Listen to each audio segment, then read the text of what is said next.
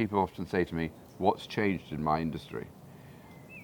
And where do I start? But one of the more important points is the fact that lighting has changed so dramatically. So here we are at home, and I'm delighted that Sally is here to join me. Sally and I have known each other for a very long time. I was very fortunate to have met her original partner, John Cullen, who was a seriously wonderful man. But Sally had taken over the business, so we've probably been working together 30-something years or more. I like to forget how many. However, years do not matter. And all of my experiences of lighting is that I always remember a thing called a par 38 light bulb, which you probably just remember, don't you? It's just changing to halogen at the beginning. Before you were born, they had a par 38. Oh, absolutely, absolutely. And it was singularly the most unattractive of light bulbs, but there was nothing else available. And over the years, Sally and John, the company, John Cullen, have developed spectacular lighting, one of which is behind me, which is, I call it the candlestick, but you call it the Corella. They literally are a perspex. Solid perspex, so it's a little uplighter, lights a polished cone, so therefore it appears like a candle.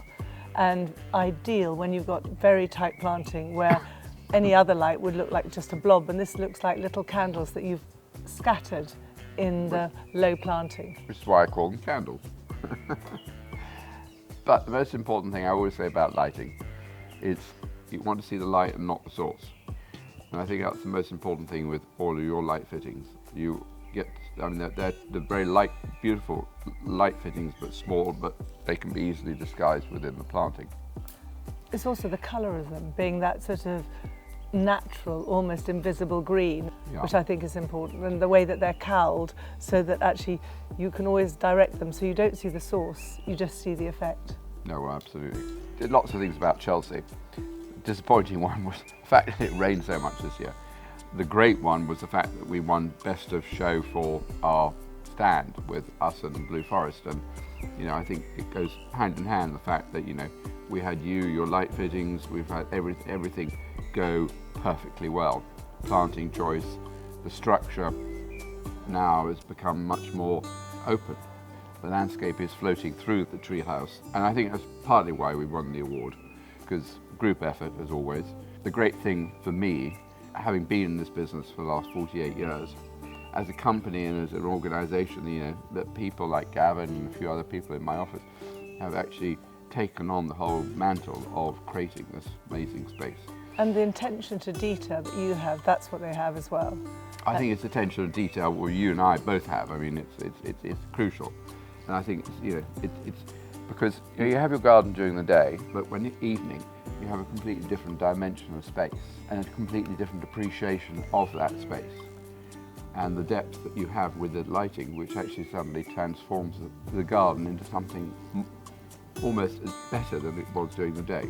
It sort of extends the space from inside and makes you have another room. And it also gives you that visual feeling of space that if you didn't light the garden and you've got these black windows at night, you wouldn't feel the space.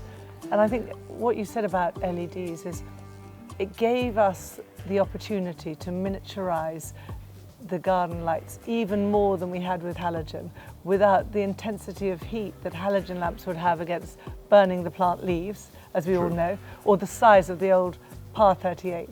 So there were so many things that in all the technological change that have really made more ideas possible than could ever be before.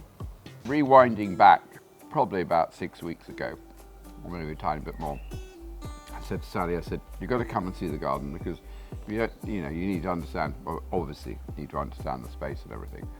And that moment in time, I hadn't done anything on the roof of the garage. And I said, this is how it's going to be. And Sally and I have always worked on the basis that Sally is brilliant at doing little freehand sketches and writing notes. So what was really amazing when you came, half the plants weren't here. There was a bit of the trees, none of the softening around that layered one where the central tree is. And actually all those added plants have really made it softer. And then we decided to find out what the strategic trees were that should be lit. because within a garden you want to create an element of structure, not only from a planting point of view, I then want to reinforce that with the lighting. And so we then looked at combining the uplights to these structural elements with soft washes of light to light some of the sort of lower elements to give more of a glow, but they will look magical. No. And I also think that what I didn't realise was the roof up there. I remember you describing, I saw a flat roof and a plain brick wall, and then you explained, oh, I'm going to put a bit of planting up there. I didn't realise that a whole other garden was going to appear.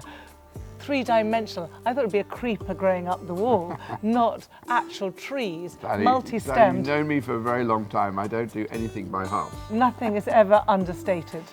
So it actually exceeded my imagination. So when I walked in right now, I thought, wow.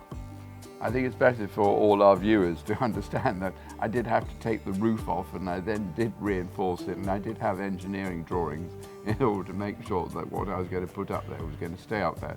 Because the last thing I want to do is wake up one morning and find my garden no longer up there, and my car somewhat submerged in the whole of the planting.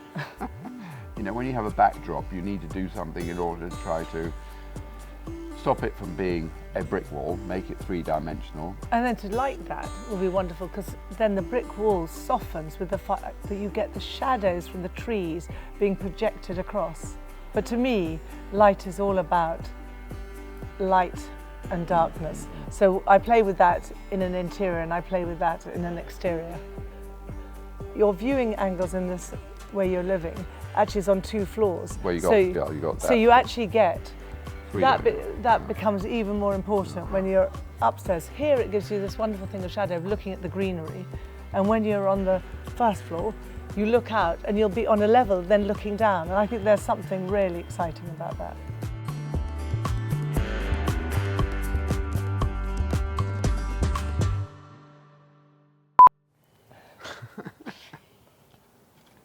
So here we are, back home. Or actually no, let's start that again.